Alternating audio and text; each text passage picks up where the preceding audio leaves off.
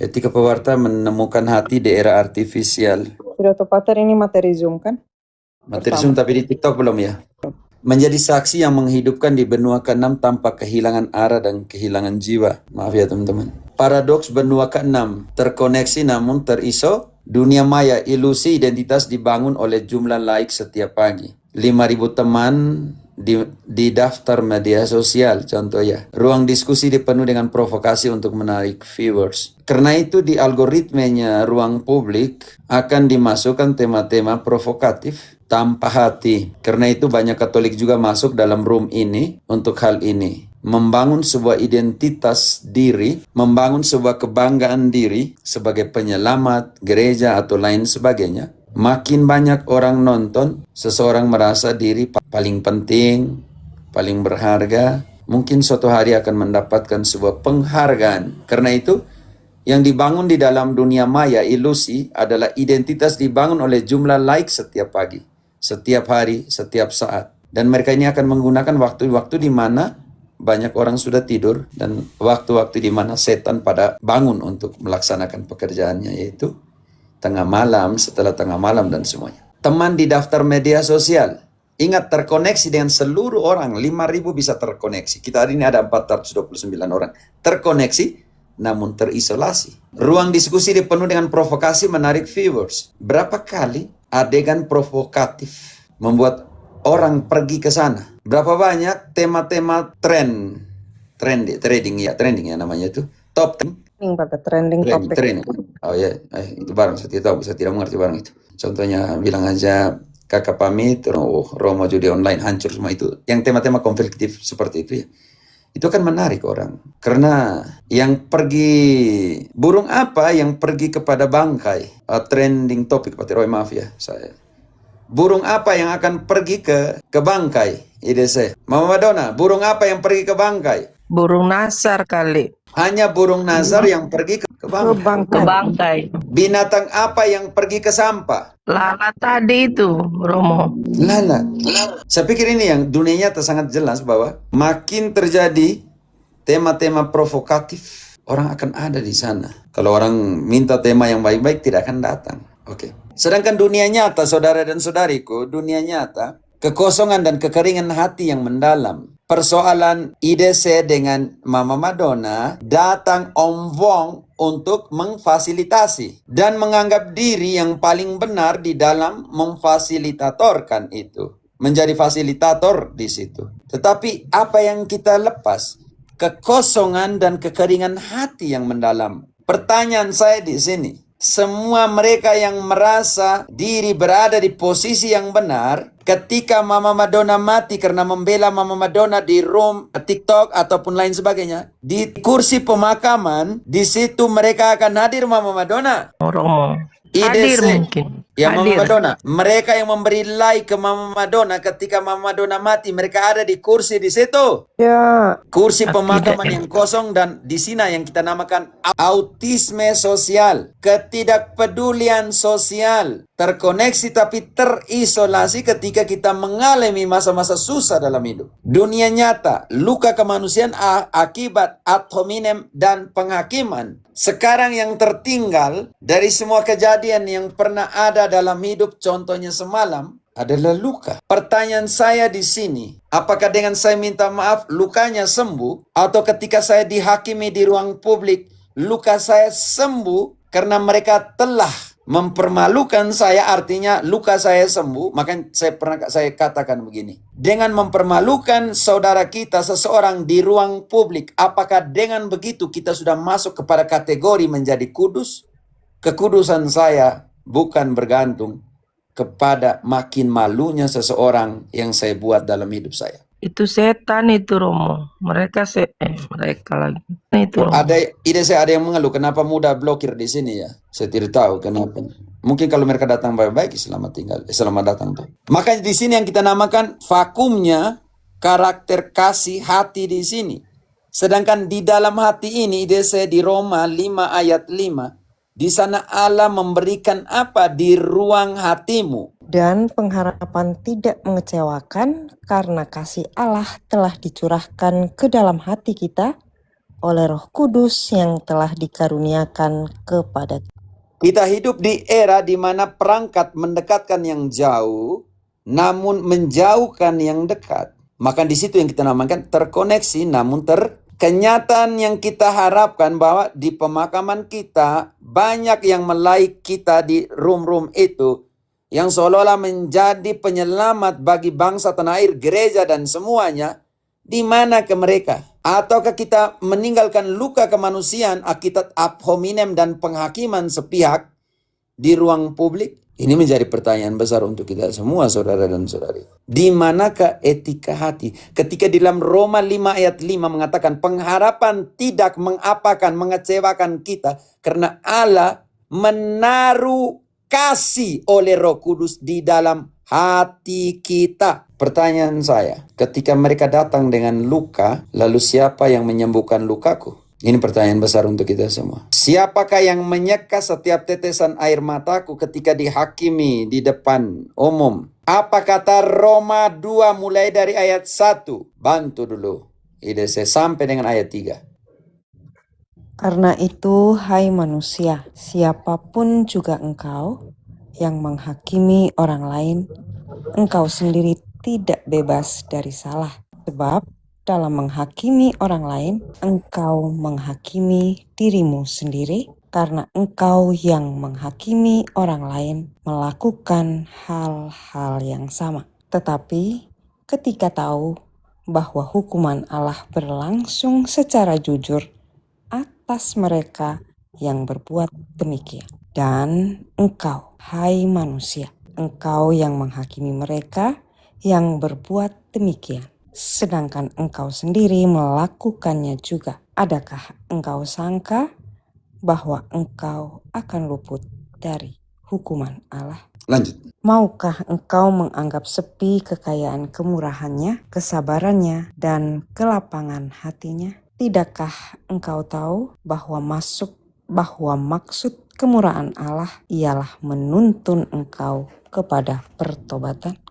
Tujuan dari kasih itu menuntun engkau kepada Pertobatan. Karena itu Santo, misionaris pertama SVD ke Santung Selatan, Cina Selatan, Joseph Reinadamets, dia katakan begini. Dia ini, yang ini saya selalu bawa di septasi. Joseph Reinadamets mengatakan, hanya satu tadi, KE sudah ulang tadi, hanya satu bahasa yang semua orang memahami, yaitu bahasa cinta.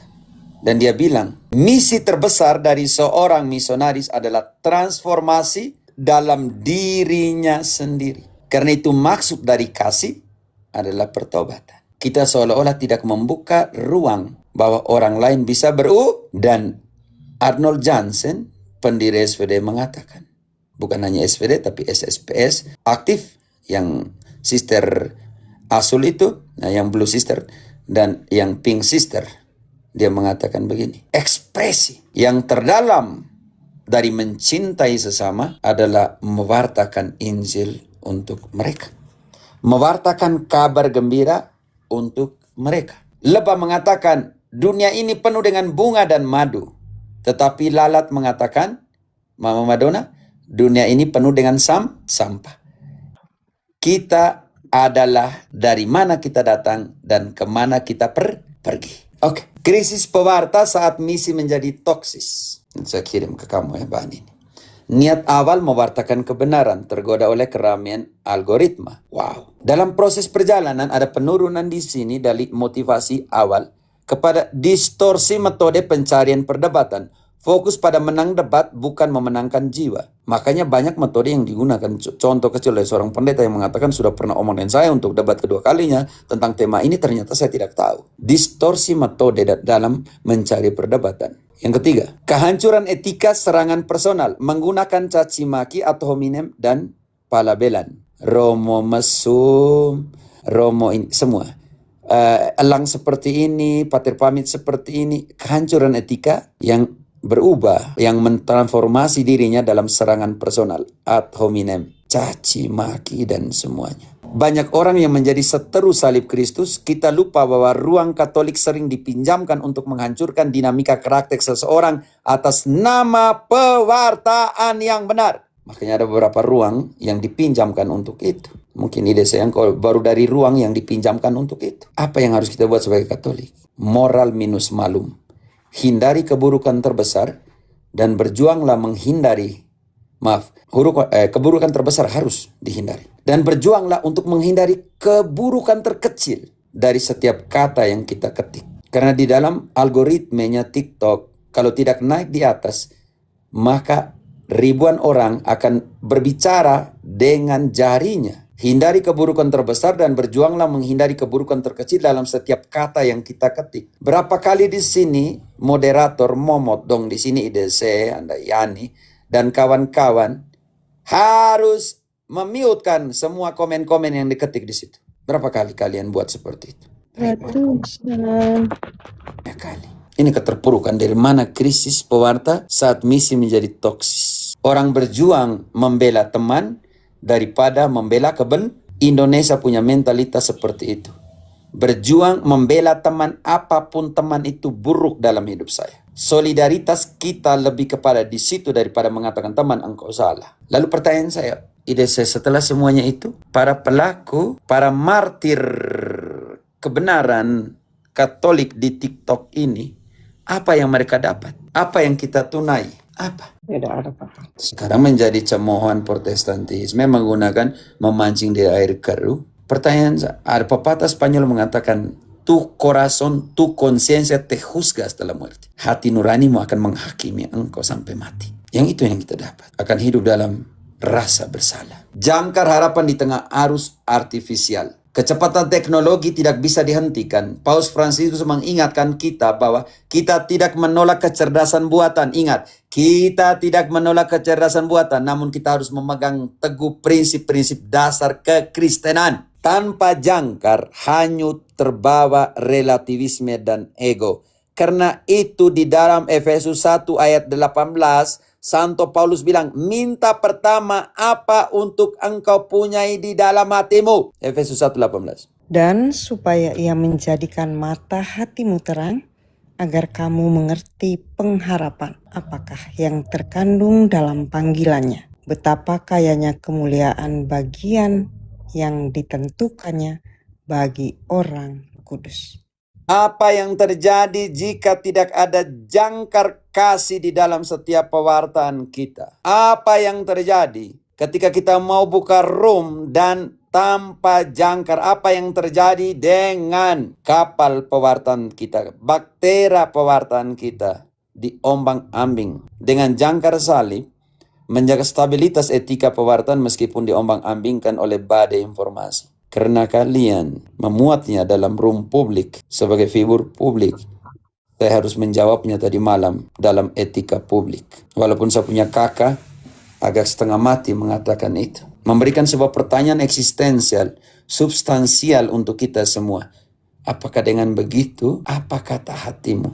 Semuanya harus disolusikan di sini. Kompas eksistensial pewartaan. Dari mana kita datang di penciptaan? Diciptakan menurut gambar Allah, diberi napas kehidupan untuk memelihara dunia, bukan untuk merusaknya. Di mana kita berada? Dunia digital sekarang, saudara-saudariku, diutus di tengah dunia yang penuh dengan kegelapan. Yohanes 3:16 untuk menjalankan perintahnya dan membawa terang. Yohanes 3:16 diutus ke sana. Karena begitu besar kasih Allah akan dunia ini, sehingga ia telah mengaruniakan anaknya yang tunggal, supaya setiap orang yang percaya kepadanya tidak binasa, melainkan beroleh hidup yang kekal. Sebab Allah mengutus anaknya ke dalam dunia bukan untuk menghakimi dunia, melainkan untuk menyelamatkannya oleh Dia.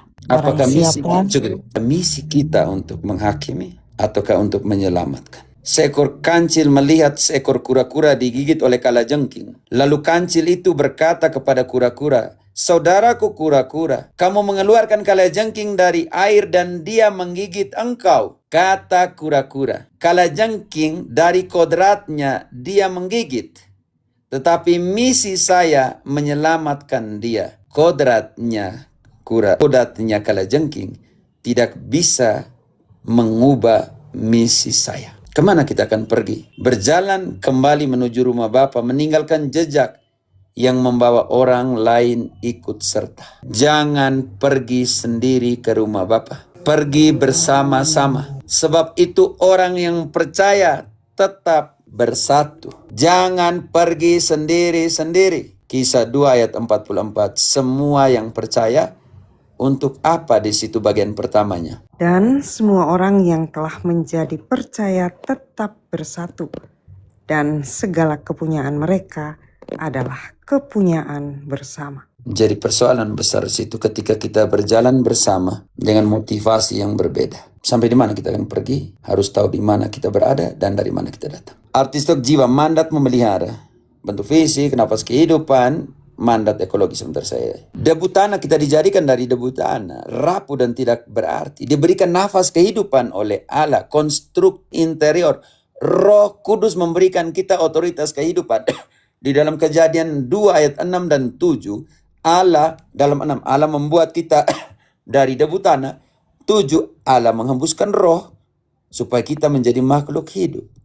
Mandat ekologi menempati Taman Eden, benua digital sekarang, untuk mengusahakan dan memelihara, bukan untuk menghancurkan karakter sesama. Jika tugas kita memelihara, kita tidak punya hak menghancurkan orang lain dalam hidup kita. Sekarang apa yang terjadi? Nama yang kita namakan itu pergeseran paradigma dari ego menuju eko. Mentalitas ego menggenggam dan menyetir semua hal ke dalam diri sendiri. Seperti anak kecil, kalau kita taruh sesuatu di tangan seorang bayi, dia akan menggenggam dan menariknya ke mulut. Mereka ini yang kita namakan tidak akan pernah menjadi dewasa. Menggenggam dan menyetir semua orang ke dalam dirinya sendiri. Karena hubungan kita terkoneksi tapi terisolasi, maka di situ ada yang namanya manipulatif, isolatif. Berbahaya sekali di situ karena memanipulasi sesuatu yang terisolasi.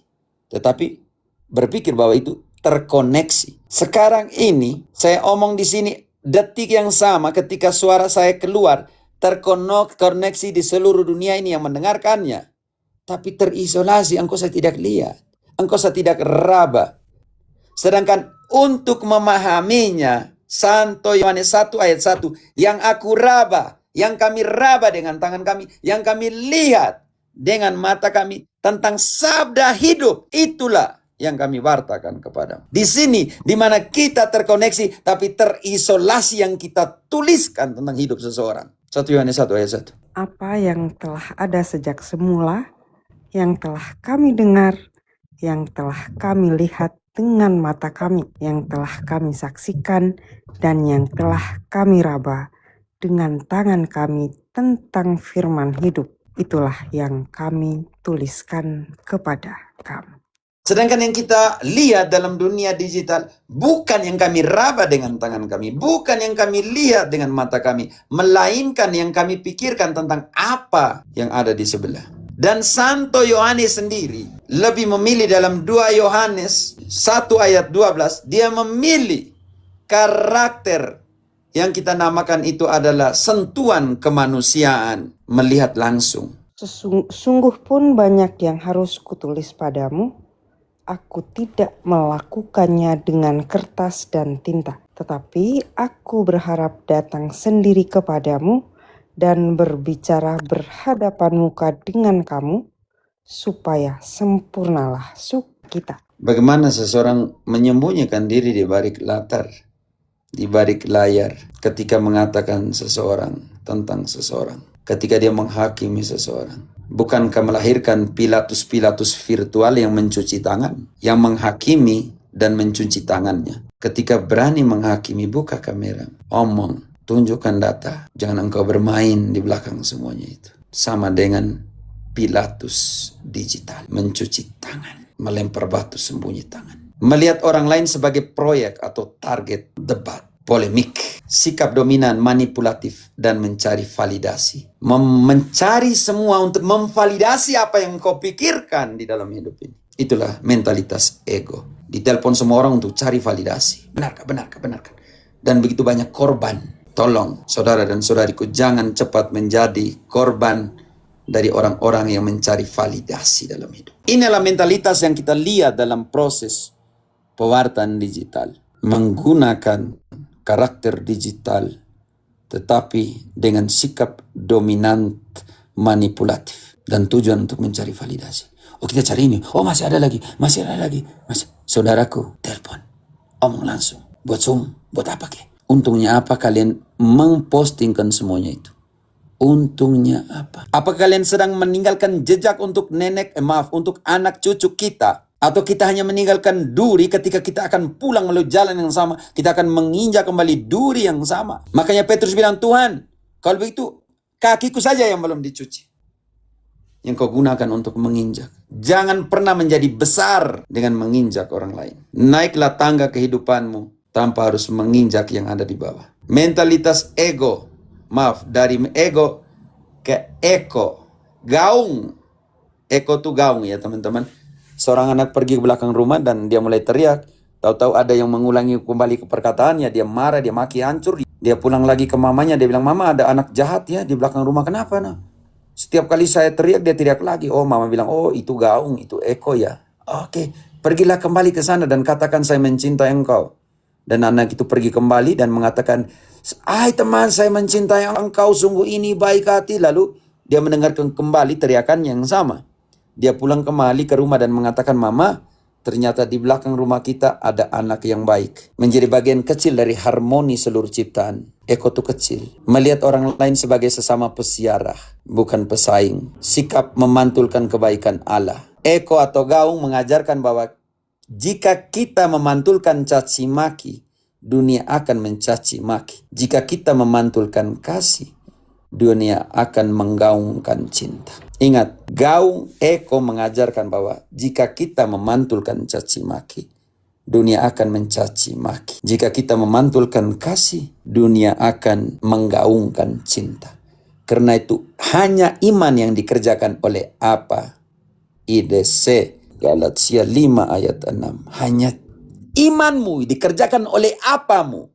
Sebab bagi orang-orang yang ada di dalam Kristus Yesus, hal bersunat atau tidak bersunat tidak mempunyai sesuatu arti. Hanya iman yang bekerja oleh kasih. 4 akrotive netizen. Siapa kita di dunia maya, dunia digital, di TikTok dan semuanya. Sang drifter tidur dan hanyut terarus algoritma. Hidup dari toksisitas dan gosip di dasar. Karena di bawah, udang akan hidup di bawah, di lumpur, di dasar yang penuh dengan lumpur dan semuanya. Karena itu algoritmenya udang itu mudah terseret arus dan dia hidup dari kotoran yang ada di bawah. Makanya di negara-negara seperti Kolombia tidak akan dijual kepalanya udang hanya karena di situ disimpan banyak hal di situ. Kotoran karena dia makan dari lumpur dan dia taruh di kepala. Lalat, pembusuk, mencari-cari luka, kesalahan dan relativisme, menikmati bakteri perpecahan. Dan bakteri yang dia bawa, dia taruh, dia hinggap di makanan orang yang baik. Dan orang yang baik ini akan terkontaminasi, dia akan menerima toksisitas dari orang-orang ini. Dia tuh baik, makanannya baik. Tapi ketika dia makan makanan yang baik yang sudah terkontaminasi oleh lalat, sang pembusuk ini, maka mau tidak mau dia juga akan menjadi sakit.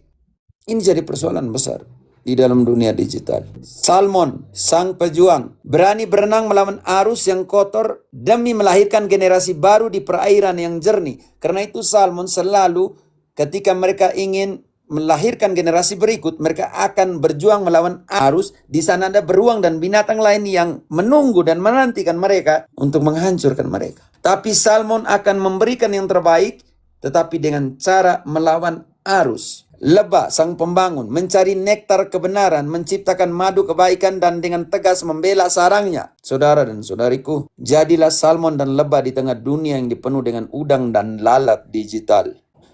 Jangan pernah orang-orang baik ketika engkau menjadi lalat digital. Di sini kita akan melihat bagaimana etika hati dibangun di dalam 4 karakter, 3 karakter yang menghasilkan nasihat yang menghidupkan. 1 Timotius 1 ayat 5, bagian pertama, frase pertama, potong pelan-pelan di situ. Milikilah hati yang suci, bantu dulu. Tujuan nasihat itu ialah kasih yang timbul dari hati yang suci. Menyucikan Kristus di dalam batin sebelum mengetik satu kata pun, teman-teman, tolong Katolik. Kalau kalian mau ketik hal yang memburukan orang lain, pikir panjang di situ. Gunakanlah lebih baik jarimu untuk pergi kasih makan orang miskin. Kasih makan pemulung, bagi sembako untuk janda, bawa sabun odol ke penjara, serahkan itu dengan tanganmu, dengan jarimu. Masak untuk keluargamu, cuci pakaian untuk mereka sebelum kau gunakan jarimu untuk menusuk sukma hati orang lain. Yang kedua, setelah hati yang suci, dari hati nurani yang murni dan dari iman yang tulus ikhlas. hati nurani yang murni. Begitu banyak orang yang kurang ngajar yang punya jari mereka type di sini. Tidak apa teman-teman, santai saja. Hati nurani yang murni, membedakan motivasi. Apakah ini untuk Tuhan atau untuk pamor pribadi? Ketika menghakimi saudaramu di ruang publik, itu untuk Tuhan ataukah itu untuk pamor pribadimu? Ini pertanyaan terberat ketika kita menghakimi seseorang di ruang publik. Ini untuk kemuliaan Allah atau untuk kemuliaan pribadi? Apa yang menjadi motivasimu? Pamor pribadimu? Kalau itu pamor pribadi, engkau tidak mempunyai hati nurani yang murni. Lanjut, kriteria ketiga. Tetapi ada orang yang tidak sampai pada tujuan itu dan yang sesat dalam omongan yang sia. Iman yang tulus ikhlas. Kasih Allah yang dicurahkan oleh Roh Kudus di dalam hati.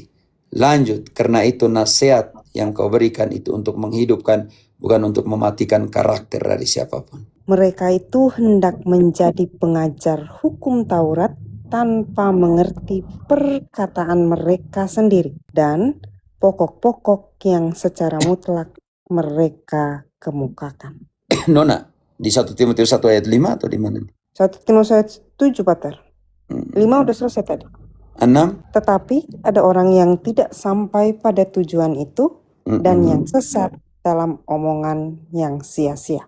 Oke, karena itu lanjut. Mereka itu hendak menjadi pengajar hukum Taurat tanpa mengerti perkataan mereka sendiri dan pokok-pokok yang secara mutlak mereka kemukakan. Di mana hatimu berada, di situ hartamu berharga. Jika engkau menaruh hati yang sakit, maka pewartaanmu akan menghasilkan penyakit. Di mana hatimu berada, ini frase saya teman-teman. Di mana hatimu berada, di situ hartamu berharga. Jika engkau menaruh hati yang sakit, maka pewartaanmu akan menghasilkan penyakit. Model rumah kaca kekudusan yang transparan. Penginjilan adalah rumah kaca untuk pertumbuhan kekudusan. Apa yang tumbuh di dalam terlihat jelas di luar. Ke dalam membantu orang lain menemukan Yesus akan membuatmu berlutut dan mengklarifikasi imanmu sendiri di hadapan Allah. Keluar, kesaksian hidup menyeret orang lain. Kata-kata bisa menarik, tetapi teladan hidup mulai yang mengubah hati mereka. Awasilah dirimu dan apa yang kau ajarkan. 1 Timotius 4 ayat 16. Kita tidak bisa memberi dari sebuah wadah yang kosong. Awasilah dirimu sendiri dan awasilah ajaranmu. Bertekunlah dalam semuanya itu, karena dengan berbuat demikian, engkau akan menyelamatkan dirimu dan semua orang yang mendengar engkau. Bagaimana dengan para pendengar? Kita jangan terlalu berpikir tentang apa yang kita rasakan, tetapi konsekuensi dari setiap apa yang kita wartakan. Karena itu butuh tujuan pewartaan. Ini saya tidak kasih karena itu mengasak apa-apa. Oh, ini juga saya butuh kalimat terakhir. Jangan terus berdebat di ruang maya tanpa pernah berhenti untuk berdoa. Membaca kitab suci, memperbaiki metode, iman butuh pembelajaran. Nah, ini nanti untuk spesial untuk para pewarta. Sekarang tujuan pewartaan, memperkenalkan bukan mengalahkan. Yang harus dihindari, mencari-cari persoalan bodoh yang menimbulkan pertengkaran. Bantu dulu. 2 Timotius 2. Terserah mau pakai Galatia, pakai 2 Timotius 2 ayat 23-nya saja. Yang harus dihindari. Hindarilah soal-soal yang dicari-cari, yang bodoh dan tidak layak. Oke. Engkau tahu? 23-nya. Mencari-cari persoalan yang bodoh yang menimbulkan pertengkaran. Hindari itu. Menghindari, menganggap memenangkan argumen sama dengan memenangkan jiwa. Ketika saya menghadapi semua penghakiman publik, dengan sendirinya kalian memenangkan jiwa saya. Dengan membuat argumen yang mempermalukan saya, dengan sendirinya Anda dikategorikan sebagai orang suci yang sudah diselamatkan. Ketika kalian melakukan itu dengan sebuah konsep menganggap memenangkan argumen di depan publik dan menganggap diri kehancuran dan juga keterporokan moral dan martabat saya, dengan demikian engkau telah memenangkan jiwamu untuk surga. Jangan sampai orang yang kita hakimi ada bersama dengan Tuhan dan kita ada di neraka. Yang harus dihindari, memaksakan pertobatan melalui kekerasan kata-kata. Ketika makin keras hujatan, engkau telah memenangkan surga bagi jiwamu. Ketika engkau mempermalukan seseorang di ruang publik, engkau telah duduk di samping kiri kanan Allah Bapa. Yesus bilang begini, mampukah kamu meminum cawan yang kuminum? Mampukah kamu meminum cawan?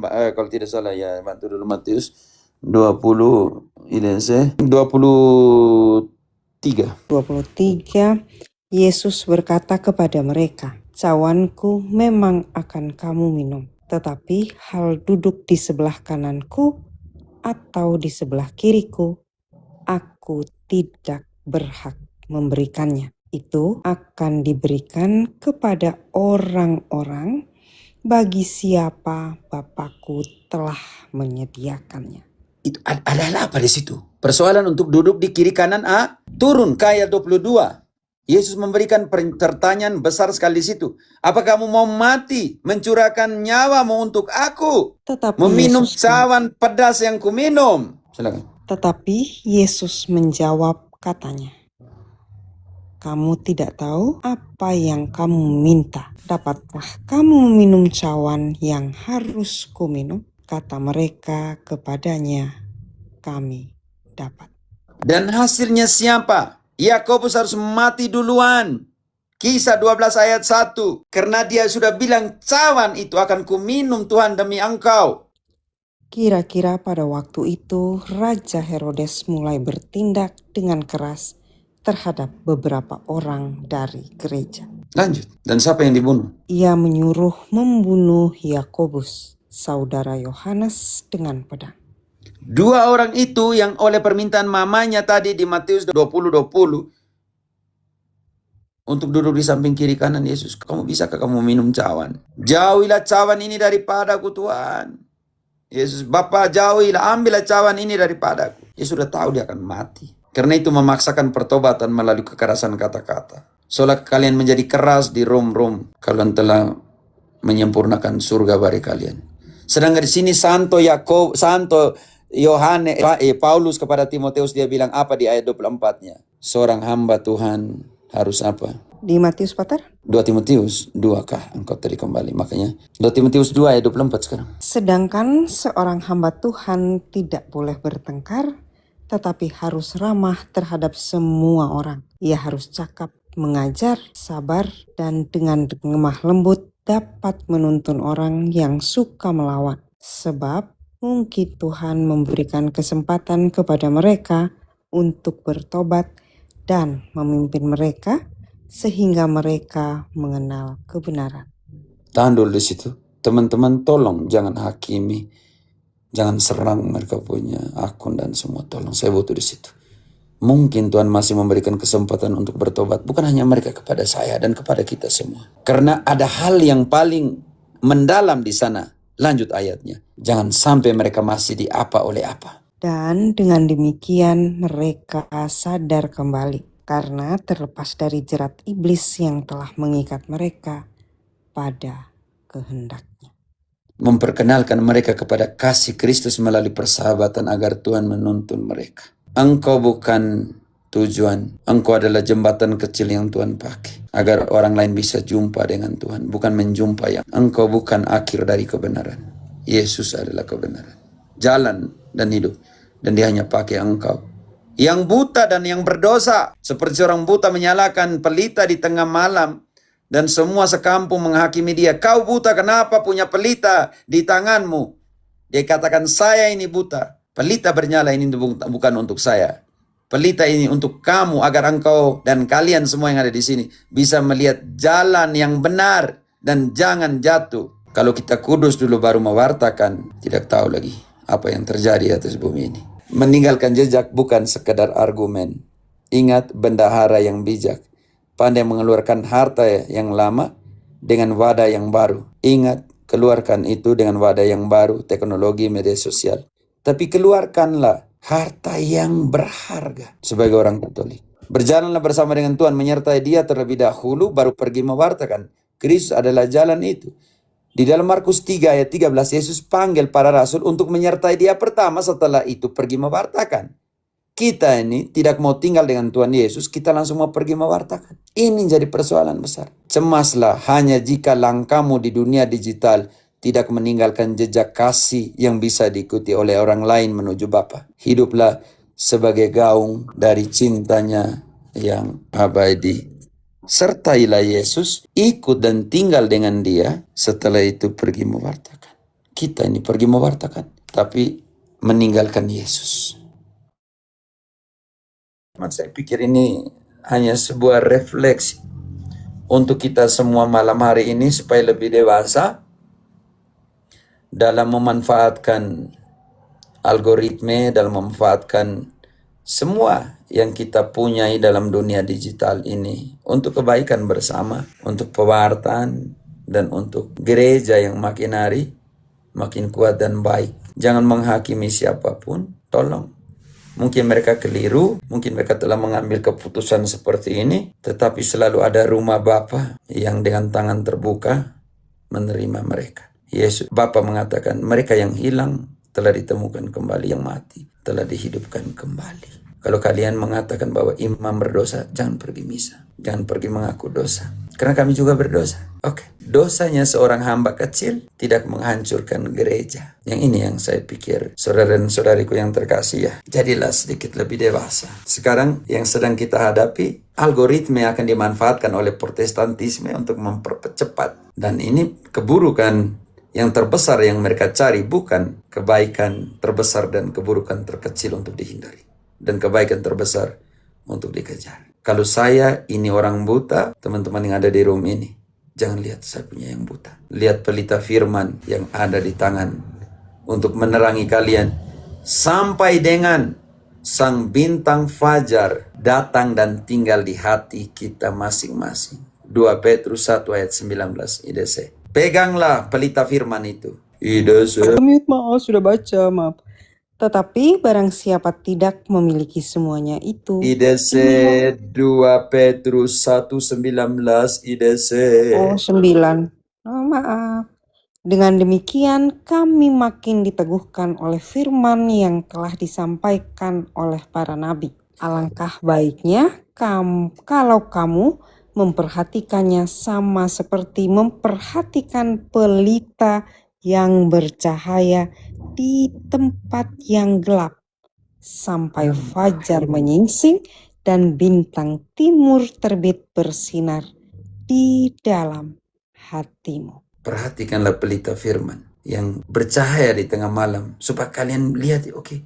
Tapi yang pegang pelita ini buta. Ya dia tidak butuh, mungkin dia buta. Tapi pelita itu bukan orang buta itu, untuk kita. Pelita firman untuk kita yang lihat di malam gelap supaya jangan jatuh, jangan terarah antuk, dan supaya lihat jalan yang benar yang mana. Kita menghakimi orang buta dan berusaha untuk memadamkan pelita yang adalah untuk kita. Bukan untuk orang berdosa dan buta itu. Oke, begitu ya. Tolong sayanya bantu. Hanya minta satu hal. Kalau yang pegang pelita ini, firman ini buta, jangan kau padamkan pelita firman itu untuk orang lain supaya mereka bisa lihat jalan yang benar. Oke, teman-teman, terima kasih semuanya. Thank you, parater baru naik, kita rungkan. Silakan teman-teman. Ayo. Om Tom, mungkin ada something yang mau di ini kan, Om Tom? Oh iya, Romo, apa kabar? Aduh, kaget. Biasa-biasa saja, Om, kaget. Tom pun cara teriak nih, kita mau takut sini. Ya, Romo. Ya, saya mengikuti ya dari kemarin ya, saya mengikuti. Dan saya sangat lega sekali, semua berakhir dengan baik. Kan sangat-sangat baik. Yang pertanyaan yang saya... Tom tidak tahu nih, berakhir dengan luka, satunya sembuh, satunya terluka. Kita tidak tahu. Iya, kita tidak tahu. Romo sebagai pria itu sudah melakukan, sebagai gembala dan sebagai seorang pria sudah melakukan hal yang baik di depan mata saya, Romo. So, saya bangga sama Romo. Jangan bangga. Kau sembarang. I appreciate. Biarkan kalau mereka yang masih nyinyir ya silakan mereka menanggung mereka sendiri ya. Karena kalau soal duit itu Apalagi duit yang saya dengar tadi pagi itu bukan duit halal itu di depan mata saya. Ya silakan. Thomas, tanya saja yang lain, oke? Engkau nih. Om Tom, tidak usah bahas lagi Om Tom. Sudah selesai tadi, sudah case close, kita ini aja. Tidak apa toh. Oke. Manusia tidak hidup dari roti saya. Bantu dulu. Matius 4 ayat 4, tapi dari setiap apa.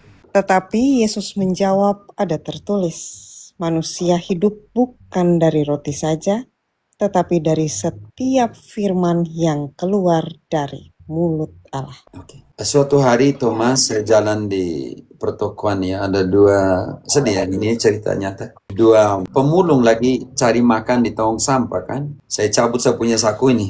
10.000 rupiah, 10.000 peso nih, sekitar 40.000 rupiah. Aduh Tuhan, ini sini. Tapi hati hancur ya. Lihat bagaimana firman berjalan di situ. Kebetulan sayap ayam itu 3.000 satu, 3.000. Lalu saya bilang, kamu jangan bongkar, duduk sini ya, santai sakit, duduk sini. Saya beli 3 sayap itu dan kami bagi satu sayap satu orang. Kami cerita yang mereka melupakan, mereka lagi cari sesuatu di makanan di tong sampah. Cerita, jadi teman baik, cerita padahal tidak kenal di situ. Cerita. Bayangkan 1 jam lebih kami duduk. Apa artinya satu potong sayap ayam kecil yang bisa duduk cerita 1 jam lebih di situ dengan pemulung. Karena itu dunia menawarkan begitu banyak ya. Menawarkan kemiskinan, menawarkan banyak hal dalam hidup. Tetapi kadang butuh kata-kata yang membuat mereka dihidupkan kembali. Yang bisa menusuk sampai kedalaman jiwanya untuk mengatakan kalian bisa dalam hidup ini.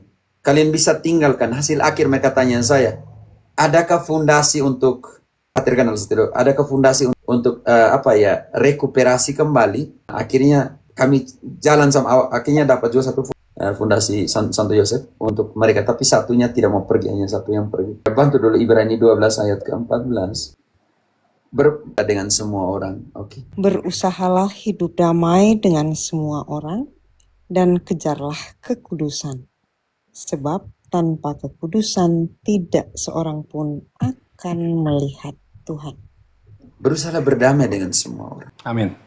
Ini jadi persoalan besar Thomas. Dan berusahalah untuk mencapai kekudusan. Orang kudus yang kita bayangkan itu punya masa lalu yang kelam. Agustinus, DKK semua. Tapi Allah tidak menghakimi masa lalumu. Selalu memberikan hari baru supaya engkau mentransformasi diri. Berusahalah berdamai dengan semua orang. Karena itu panggilan untuk teman-teman semua, jangan membenci siapa. Karena membenci sudah dikategorikan sebagai pembunuh manusia. 1 Yohanes 3 ayat 15. Jangan kau benci Thomas orang lain, oke?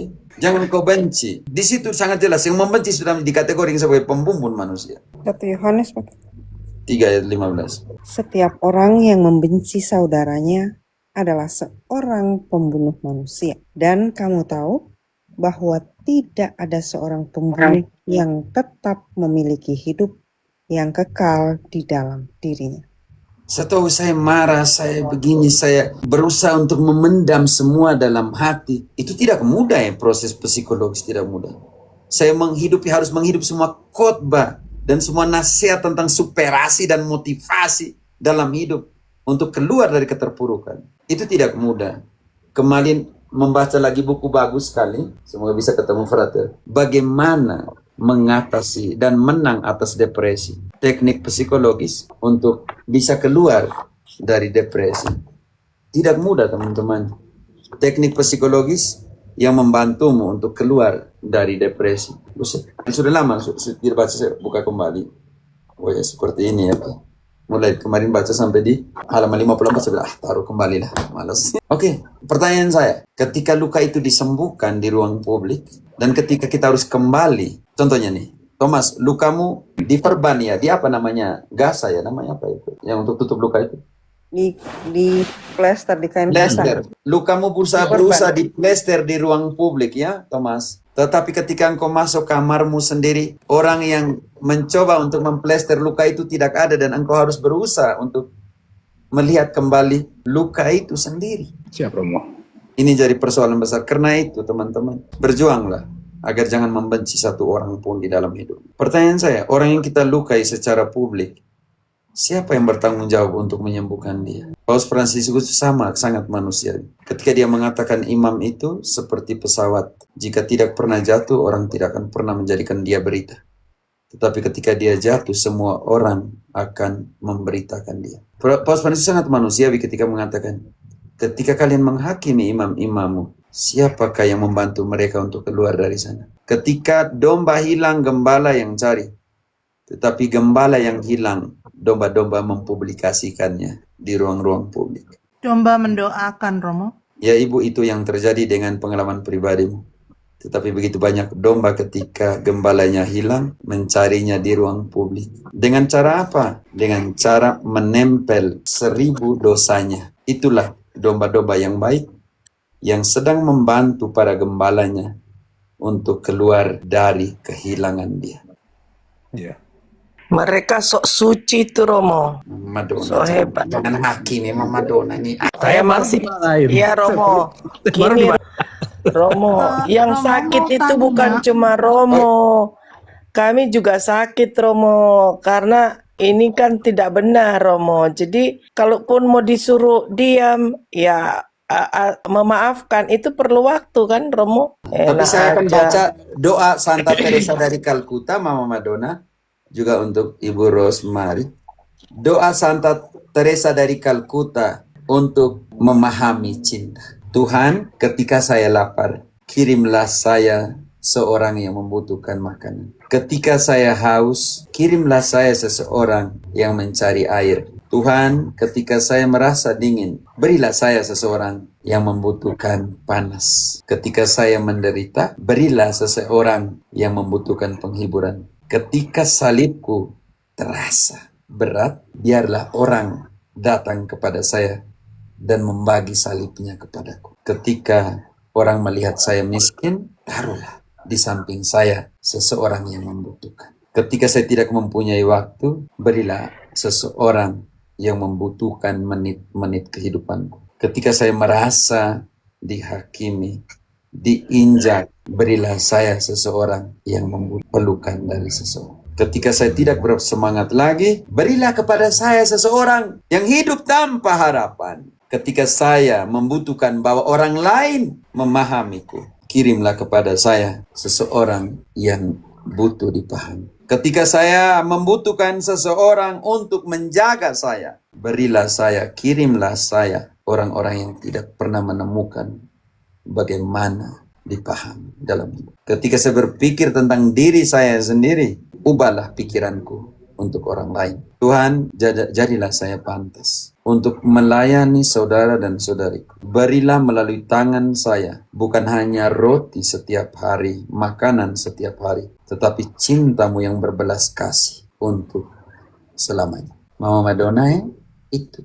Nanti cari doa Santa Teresa dari Kalkuta untuk memahami cinta. Amin Romo. Gitu Tapi selama rasa sakit itu belum habis, saya gantung dulu mereka ya. Romo mau tanya justru, kalau selama kita misalnya Ya, Bu, disakitin Bu Ros. gitu, Ya, Mama Madonna, ada Bu Ros mau tanya. Bu Ros, silakan Bu Ros. kalau kita lagi disakitin dan betul-betul lagi sakit yang cukup parah, bolehkah kita sementara menghindar dari orang yang menyakiti kita?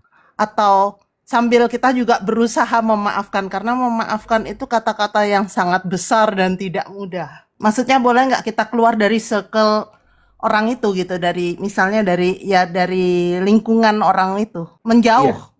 Bisa Ibu, karena begini.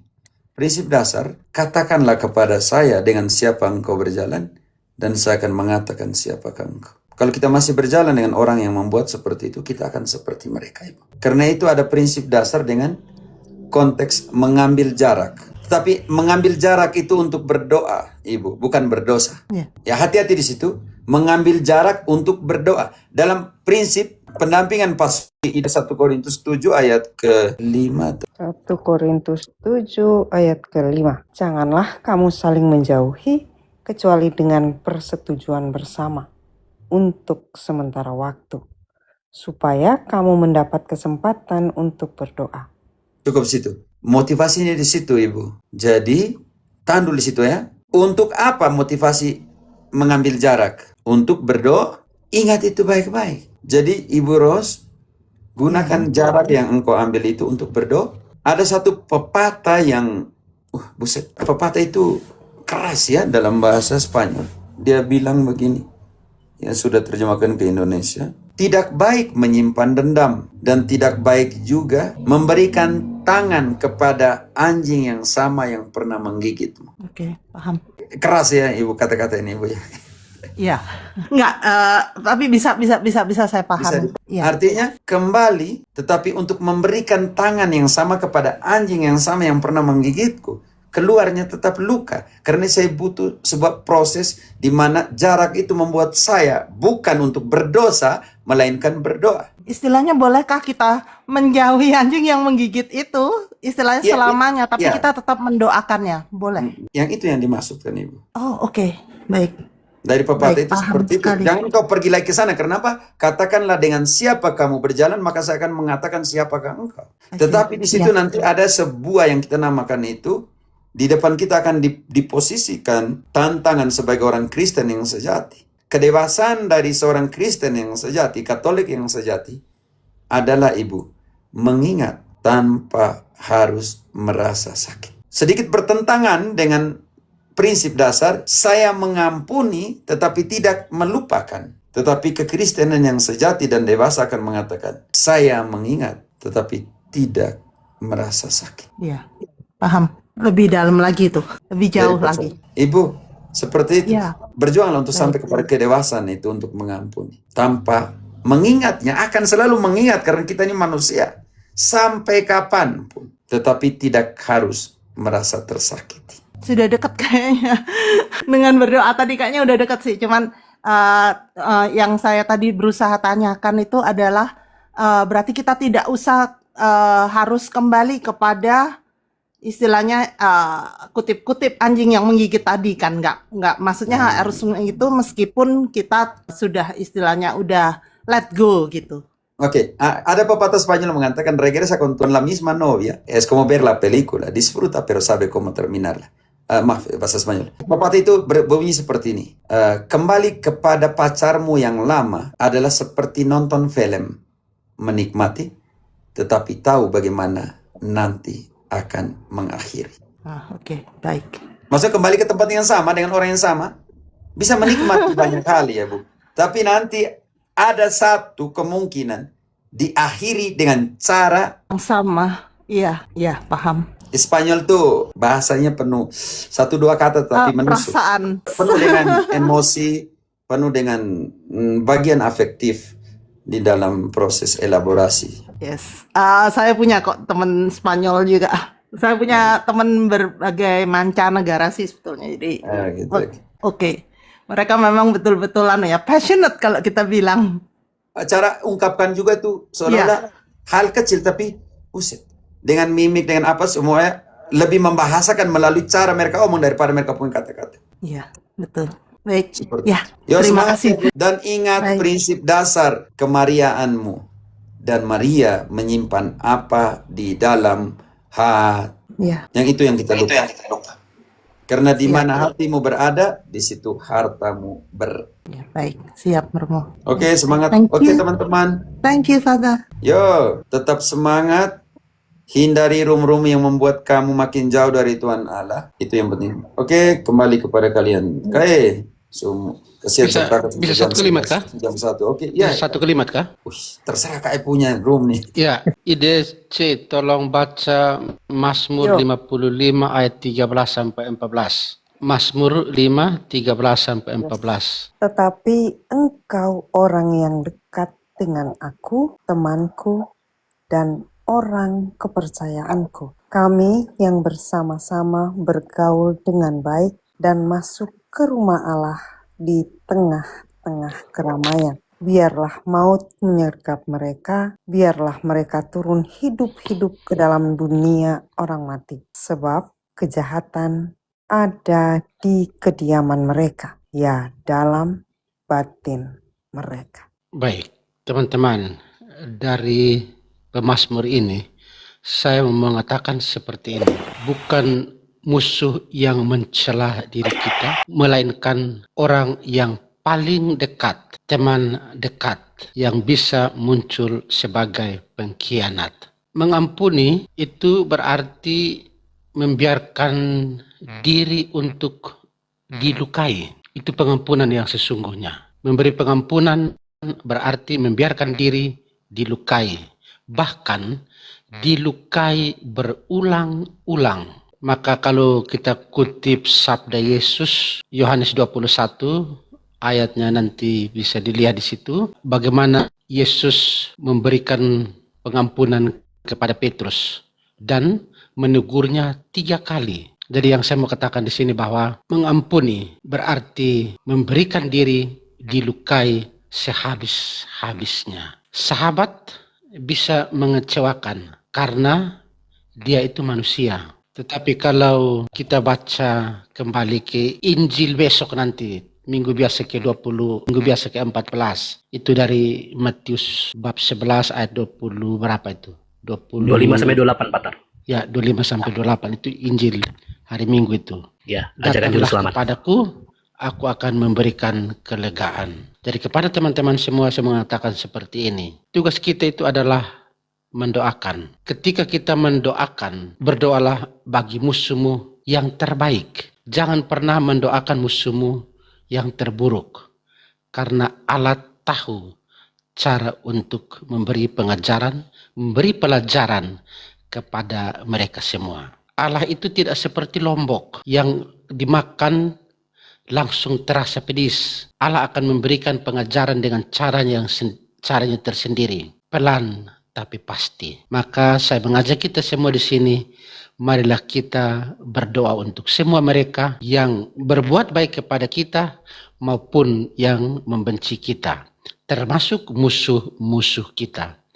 Ingat, semakin kita memaafkan, semakin kita terluka. Terima kasih. Oke, ya. Thank you, Father. Yo, saya Ini macam renungan saja. ya sudah khotbah hari Minggu. Pasti Romo.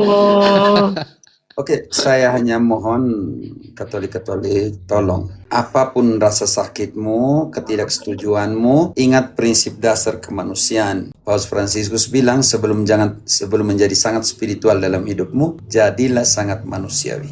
Maka tadi apa untungnya setelah semuanya di sini? Siapa yang menikmati? Perasaan itu bisa menipu. Wih, saya sudah puas, sudah lapis semuanya itu. Tetapi apa yang tertinggal di sukmamu, di jiwamu? Romo bisa komentar sedikit, Romo? Yuk. Atau membacakan ayat. IDC, KIDC baca dulu ayat Amsal 24 ayat 17 sampai 18. Amsal, mau mana Amsal? Kok saya nggak lihat? Kasih besar Elang sudah. Setelah pengkhotbah, Amsal itu. Mazmur, Oh, iya. Amsal, pengkhotbah. Oh ya, samping Mazmur. Amsal berapa Pater? Malah? 24 ayat 17 sampai 18. Jangan bersukacita kalau musuhmu jatuh. Jangan hatimu beria-ria kalau ia terperosok. Supaya Tuhan tidak melihatnya dan menganggapnya jahat, lalu memalingkan murkanya daripada orang itu. Jadi pesannya di sini kita nggak boleh bersukacita atas keberdosaan orang ya Orang. begitu. Nah, tadi dikatakan ya bagaimana memanusiakan manusia itu tadi catatan karena semua manusia itu berdosa begitu ya. Dia tidak berhak untuk menghakimi. Layakkah seperti itu? Makanya saya tadi agak marah dari di situ di Romo pamit tadi.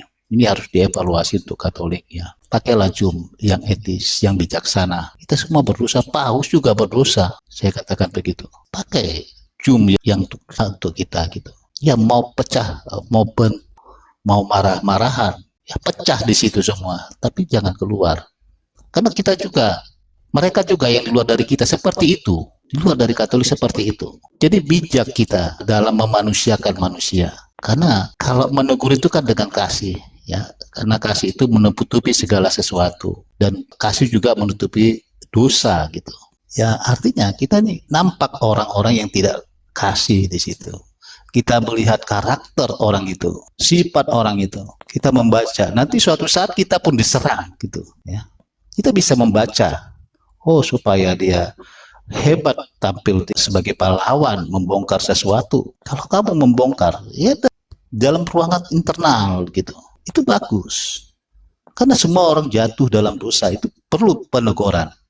Perlu ditegurlah saudaramu jika ia berdosa. Itu benar itu yang kalian lakukan. Tapi tempatnya itu yang saya sesalkan, ya, seperti luka yang dalam seperti ini. Ya, begitu Romo. Terima kasih. Untuk teman-teman jangan jangan kita menjadi evaluasi seperti ini. Evaluasilah. Iyalah, Terima kasih Romo. yang saya mohon fasilitator sama-sama itu. Kalau saya berdosa kepada pribadi itu, dia yang berbicara kepada saya. Siapakah para fasilitator yang sekitar ini? Apakah mereka adalah pejuang kesucian dalam pengertian itu?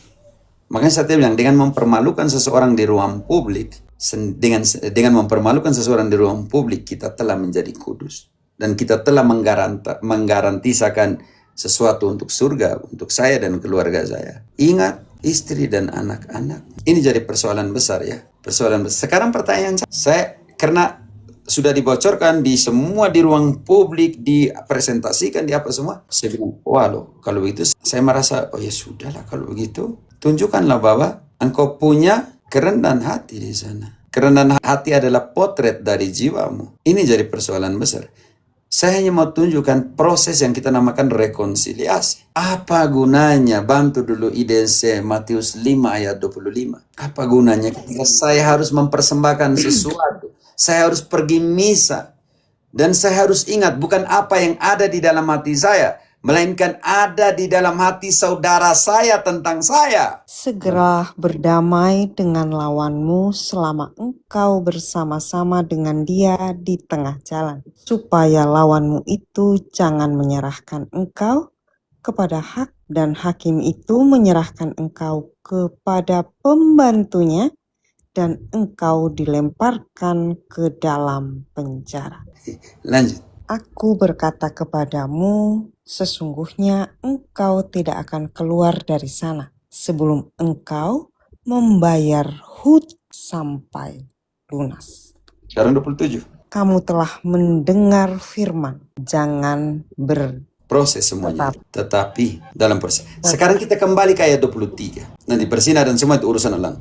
Kembali ke 23. Proses untuk sampai 25. Sebab itu, jika engkau mempersembahkan persembahanmu di atas mezbah, dan engkau teringat akan sesuatu yang ada dalam hati saudaramu terhadap engkau, tinggalkanlah persembahanmu di depan mezbah itu, dan pergilah berdamai dahulu dengan saudaramu, lalu kembali untuk mempersembahkan persembahanmu itu. Jika engkau merasa di hati saudaramu engkau tinggalkan sesuatu, baca kembali.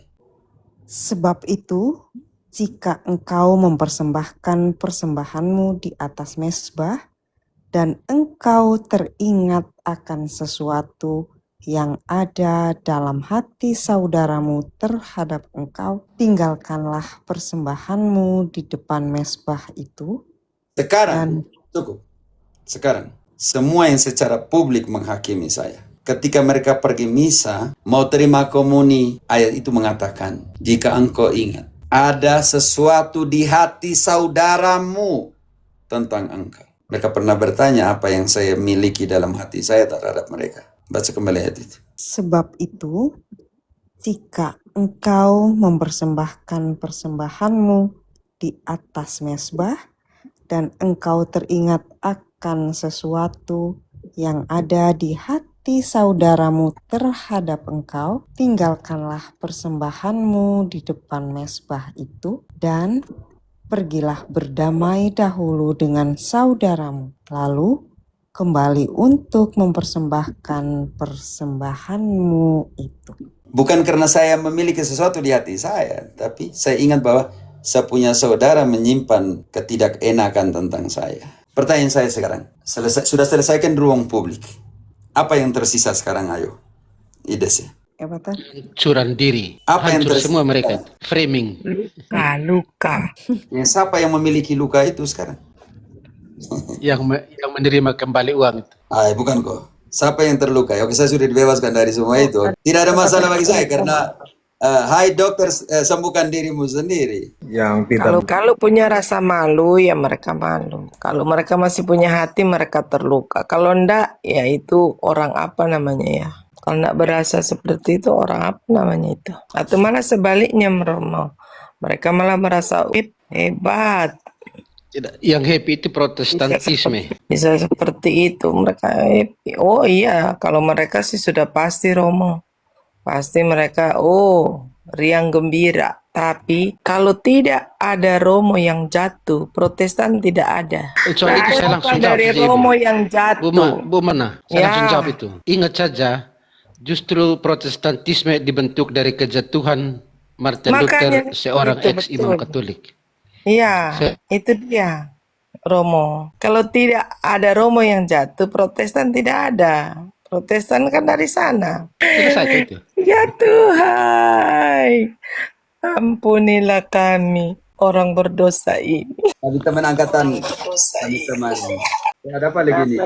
Kenapa ini? Lisa, kau buat apa di sini, Lisa? Lebih kau pigmentasi sih. Kenapa ini? Double ini, tolong. Aduh, halo? Kan aja dulu moderator. Kalisa punya. Ya Kalisa coba. turunkan aja dulu. Kalisa, tes. Saya baru masuk, baru nyalain, kenapa saya? Ah, itu Tidak, sudah. tadi ada doubling. Karena engkau datang serak-serak, maka engkau suara serak satu, suara asli satu, gitu. Belum ngomong, Patar, belum nyalain mic juga. Ya, engkau tidak tahu bahasa roh yang keluar tadi.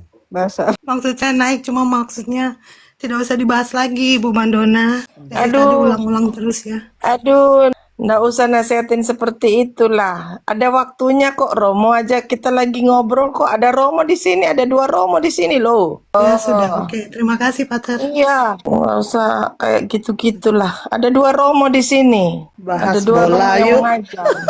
Romo kok yang mengajar. Jangan jadi pahlawan-pahlawan kesiangan. Aduh, pusing. Pahlawan bertopeng. Iya, ada 2 Romo di sini. Oh, kalau saya salah kan 2 Romo sudah saya kasih turun saya. Obat tadi mana? Oke, saya makan siang dulu. Iya Romo, makan siang aja dulu. Karena hati saya sudah sembuh. Tapi masih galak Ibu. Masih galak. Tidak begitu, saya silakan, memang masih galak. sengaja. Ya, Saya masih sengaja galak, begitu. masih Supaya tahu bahwa perasaan kami semua terluka. Yang ada di sini, yang baik-baik ini semua pasti terluka, ya kan? Terluka. Apalagi saya ini, Toro. Saya tidak, Bu. Saya justru saya berjanji pada diri sendiri selama 9 hari ini saya doakan khusus mereka semua itu dalam Amin, perayaan amin. Ekaristi. Amin. Makanya itu Romo, saya Semangat, datang, saya di sini karena saya mau sembuh. Gitu, supaya saya juga sembuh. Karena tadi juga saya, jujur saya nangis tadi. Saya ribut sama Maaf, saya tertawa orang-orang katakan itu. teman kelas angkatan yang Dr. Iron Rupa ya, yang pernah buat seminar kampung angkatan dari Mandaloko. Mereka bahas di ini. Termasuk ide saya, mereka Iron Rupa sementara bahas kau nih. Itu ide saya siapa tuh? Cerebet sekali. Saya bilang, itu Indri Da Costa. Itu Indri ngaro. Lanjut. Iya, kemarin ada WA. Ya, lanjut, jangan omong itu di sini pakai. Ya sudah. Teman kelas kita angkatan sama-sama jadi Iya. aman. Baku ganggu di sini, baku ganggu. Romo Ya, Oman. Mama, silakan Mama. Ada Romo Oman sama Salve Romo Oman. Selamat Mama. malam. Keren tua.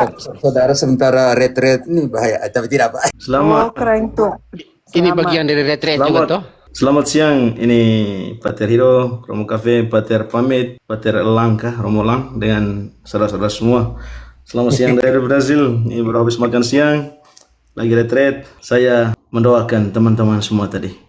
Ini kedua konfrater saya, kemudian saudara-saudari saya, para sahabat Katolik di komunitas TikTok. Saya mencermati selama sepekan ini, ya, dan saya tadi malam juga ikut live bersama dengan Pater Hiro dan Pater Pamit dan teman-teman. Ya, saya membuat permenungan yang dalam tentang bagaimana kehidupan dan pewartaan iman di dunia TikTok ini. Ya, ada banyak positif, negatif. Saya hanya menyarankan kalau bisa stop sudah bahas tentang ini ya.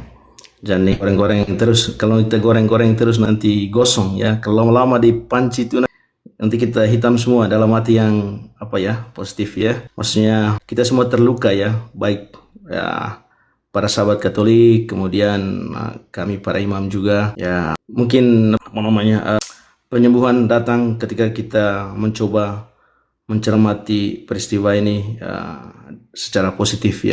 Ya, kalau memang yang tidak dewasa mencoba menyikapi secara apa namanya kanak-kanak dalam arti mencoba mencampurkan urusan pribadi dengan urusan pewartaan, silakan. Tapi mereka atau kita-kita yang mungkin lebih dewasa dalam menyikapi hal ini, kita mencoba apa namanya mencukupkan diri dengan tema-tema yang lain sudah ya, supaya kita, karena banyak orang juga yang mendengar kemudian nanti digoreng sana sini ya, tiap hari goreng itu terus ya, macam menu itu kah kalau kita makan yang sama tiap hari kita nanti jadi ini juga. Itu saran saya bukan pahlawan, tapi saya juga pelaku TikTok. Saya mewartakan kabar gembira lewat TikTok dengan cara yang lain ya.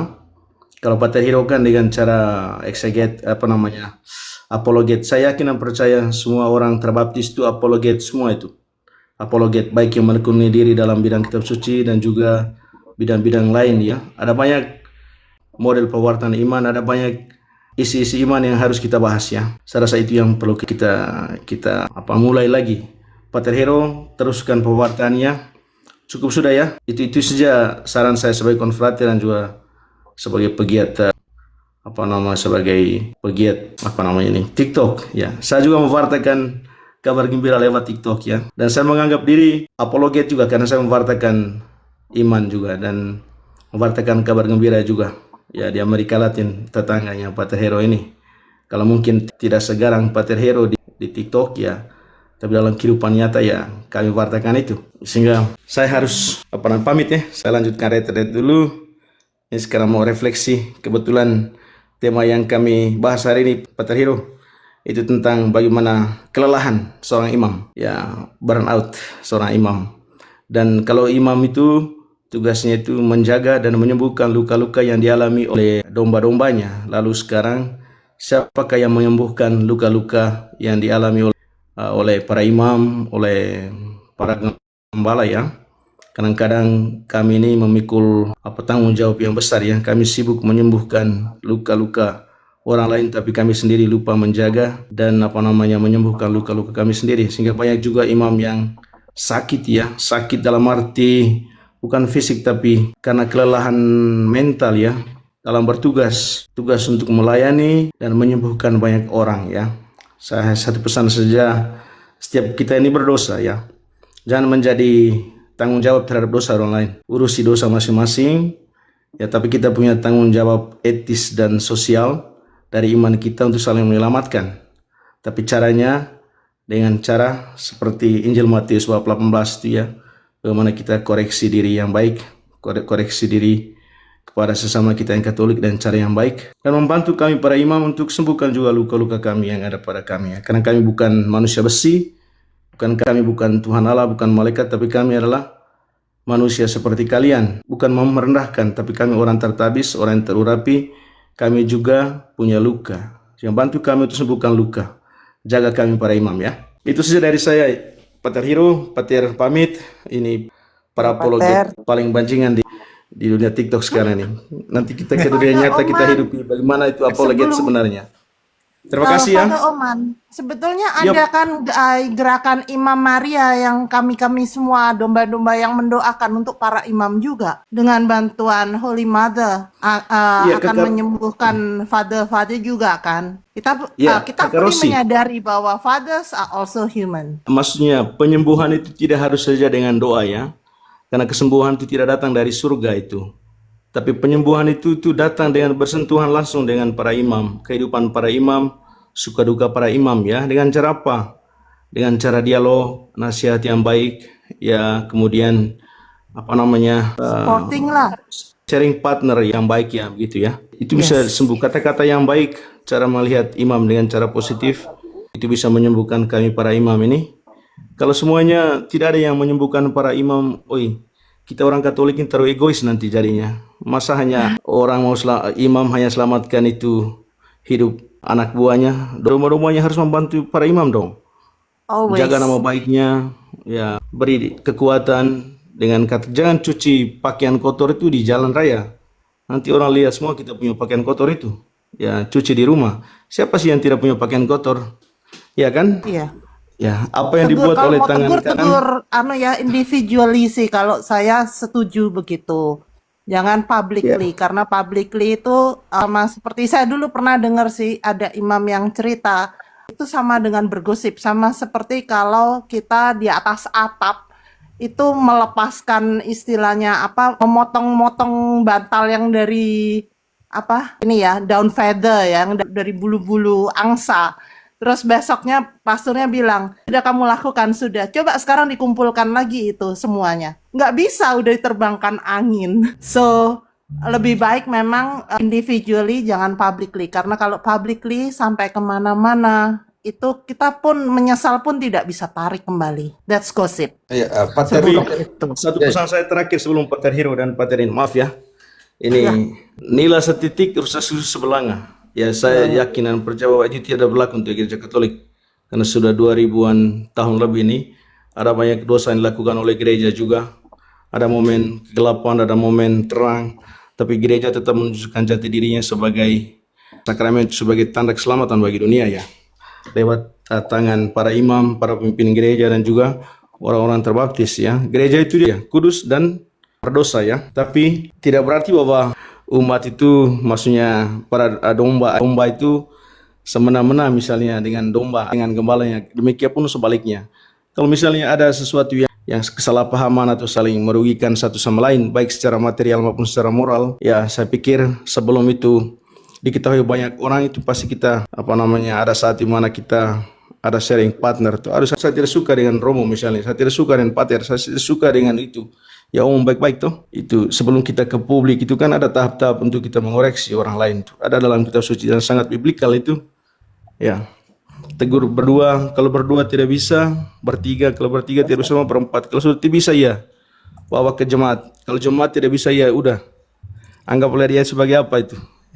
Pater Hero tahu baik itu bagaimana secara kitab suci itu. Tapi satu pesan saya, tolong bantu kami para imam juga di mana saja, siapa saja, imam Katolik, mau kongregasi apa, ordo apa, mau imam diosesan, bantu kami sembuhkan juga luka-luka kami, karena kami bukan manusia besi ya. Karena rahmat Allah itu dia bekerja dalam kelemahan kita ya. Dengan berdosa tidak berarti bahwa kami ini tidak kudus ya. Semua kita ini kudus dan berdosa, itu namanya gereja. Kalau gereja hanya kudus itu bukan gereja. Maaf ya, saya omong dari segi teologi juga ini. Terima kasih semua ya, Pater Hero, Pater Pamit, Pater Elang, dan teman-teman semua. Terima kasih. Thank you. Assalamualaikum. Warahmatullahi wabarakatuh. Ya ampun. Boleh saya ada cerita? Ini cerita inspiratif Hero. Sebelum saya ini sebelum kita ini. Ada cerita. Nanti masing-masing kita ambil. Ini ada satu anekdot. Ada seorang ibu yang dikenal rajin untuk mengikuti perayaan Ekaristi. Bahkan misa harian pun, Senin sampai Sabtu, termasuk hari Minggu, selalu mengikuti perayaan Ekaristi. Setelah perayaan Ekaristi, dalam satu kesempatan, ibu ini datang kepada Romo, saya mau mengaku. Romo ini mengatakan seperti ini, kau pulang saja, kau dosa apa juga tidak. Jadi dalam konteks main gila, Romo ini mengatakan, kau pulang saja, kau punya dosa ini apa juga, tiap hari kau rajin misa ini, jadi kau pulang saja. Dia bilang, Romo, saya butuh sekali. Romo ini berpikir dalam hati, jangan-jangan mungkin dosa berat yang ibu ini buat. Sudah, akhirnya Romo merestui. Dalam pengakuannya, dia mengaku seperti ini. Romo, saya telah menyebarkan gosip kepada tetangga saya. Dan saat ini, semua orang berbicara tentang tetangga saya ini. Sumbernya itu dari saya. Sudah, Romo ini sebagai penitensi, Romo mengatakan kepada ibu ini, sekarang ibu sebagai penitensi, ibu ke pasar, membelikan kepada saya seekor ayam. Dengan syarat, setelah membeli ayam ini, dari pasar ibu kembali ke sini, mencabut bulu-bulu ayam itu. Dan saya akan menunggu ibu di depan gereja ini. Ibu usahakan tiba di sini dengan ayam tanpa bulu. Ibu ini pergi ke pasar. Sampai di sana dia membeli satu ekor ayam besar. Dalam hatinya dia berpikir pasti hari ini Romo ingin makan daging ayam. Dan dia juga ingat bahwa Romo tadi suruh saya supaya ayam itu saya harus cabut bulu-bulunya. Dari sepanjang jalan pokpak cabut seluruh ayam ini. Sampai di depan pintu, sampai di depan gereja, dia bilang, ini Romo, ayam hidup tanpa bulu.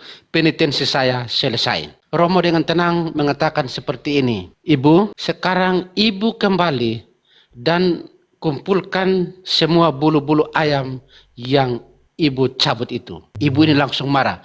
Romo Kurang aja Romo, bodoh, tidak tahu apakah Romo ini tahu ke tidak. Ini bulu-bulu ayam pasti saya mendapatkan sebagian, tetapi lebih banyak pasti sudah ditiup angin. Romo dengan tenang mengatakan seperti ini. Demikian juga dengan kata-kata ibu. Hari ini ibu sudah mengaku, dosa ibu sudah diampuni.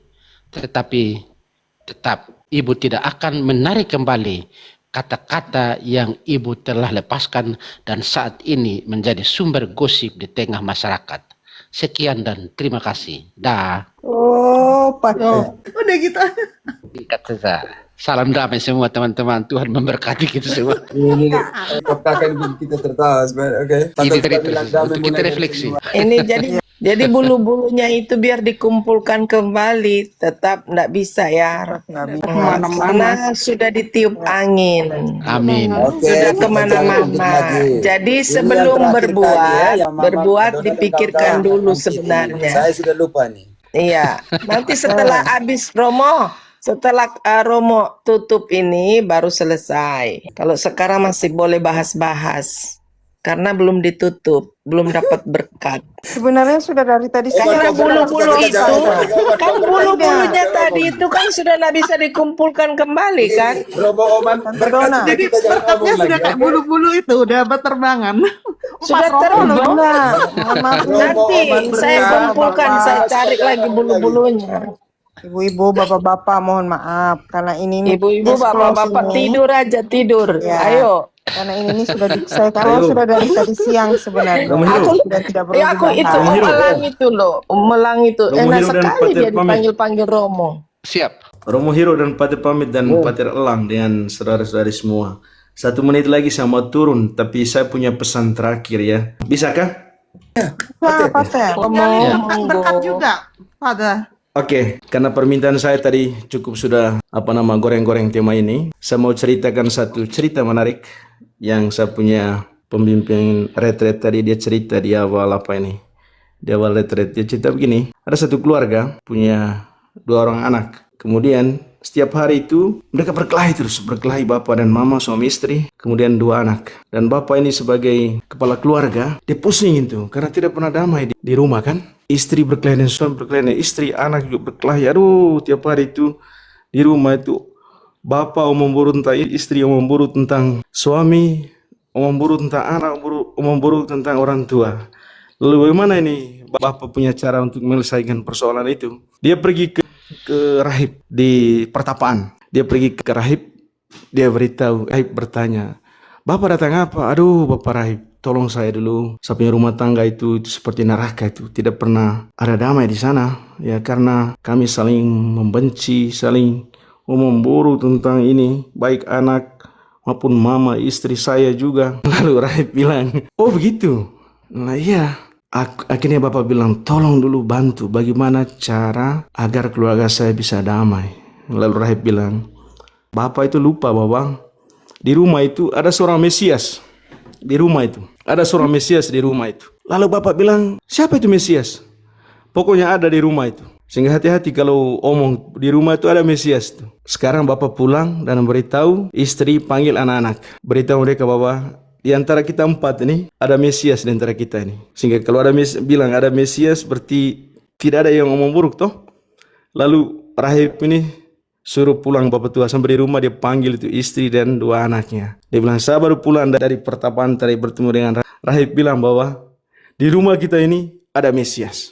Lalu istrinya bilang, "Siapa? Saya kah?" Suami bilang, "Saya juga tidak tahu. Bahkan saya sendiri juga tidak tahu." Lalu anak bilang, "Saya kah Bapak?" Dia bilang, "Saya juga tidak tahu. Tapi yang pasti di antara kita 4 ya, mau memburuk tentang ini bahaya. Karena kita harus omong buruk tentang Mesias." Mulai hari itu tidak ada yang omong buruk, tidak ada berkelahi di rumah. Karena apa? Mesiasnya itu ada di rumah, tapi tidak tahu siapa Mesiasnya. Mulai saat itu tidak ada perkelahian. Mulai saat itu tidak ada lagi saling gosip di rumah itu. Mulai saat itu istrinya menghargai suaminya karena istrinya pikir tiba-tiba suaminya adalah Mesias.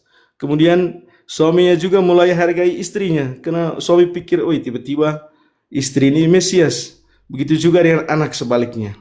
Sehingga mungkin ada moral cerita itu ya, kita stop sudah karena Bisa jadi Mesias, Pater Hero, Pater Pamit, Madonna, IDC, Pater Elang, Tommy, Bukan Kam, Maradona. Rossi. Bisa jadi saya yang bahwa cukup, stop, dan kita mewartakan kebaikan itu pada saat terang, bukan saat gelap ya. Itu yang dunia butuhkan. Semua kita yang berdosa, itu bernamanya gereja, kudus, berdosa. Sehingga stop omong tentang itu lagi. Pater Hero, saya minta saja. Kita ini saudara-saudara semua dan juga orang Katolik semua ya. Izin pamit, saya pergi ini dulu. Sesi ketiga untuk refleksi tentang Saya luka-luka juga yang pamit. dihadapi Saya oleh para pamit. imam sekarang. Terima kasih ya. Oman, kau berkat dulu nih, berkat kami semua tutup. Terima kasih Kau keren berkat tua. sudah. Ya, Berkat retret itu. Berkat kah? Yo, keren tua Baik. berkat sudah. Ya, berkat retret itu. Baik, terima kasih berkat retretnya. Oke, terima kasih banyak ya. Mari kita mohon berkat Tuhan. Ada satu santa yang sangat saya kagumi, sangat saya suka sekali. Dan untuk saya santa itu paling setia dalam hidup saya. Namanya Santa Rita dari Kasya. Dengan bimbingan dan juga dengan doa Santa Rita dari Kasya, saya memohon rahmat dan berkat Tuhan untuk saudara-saudara sekalian semua, untuk kakak saya Pater Hiro di Kolombia, untuk Pater Pamit Nenu, Madonna, kakak IDC, Pater Elang, Tommy, Kam dan Rossi, dan juga teman-teman yang ada di bawah ini ya. Semoga kedamaian, sukacita, pengampunan, dan saling maafkan senantiasa menyertai kita. Dalam nama Bapa dan Putra dan Roh Kudus. Amin. Amin.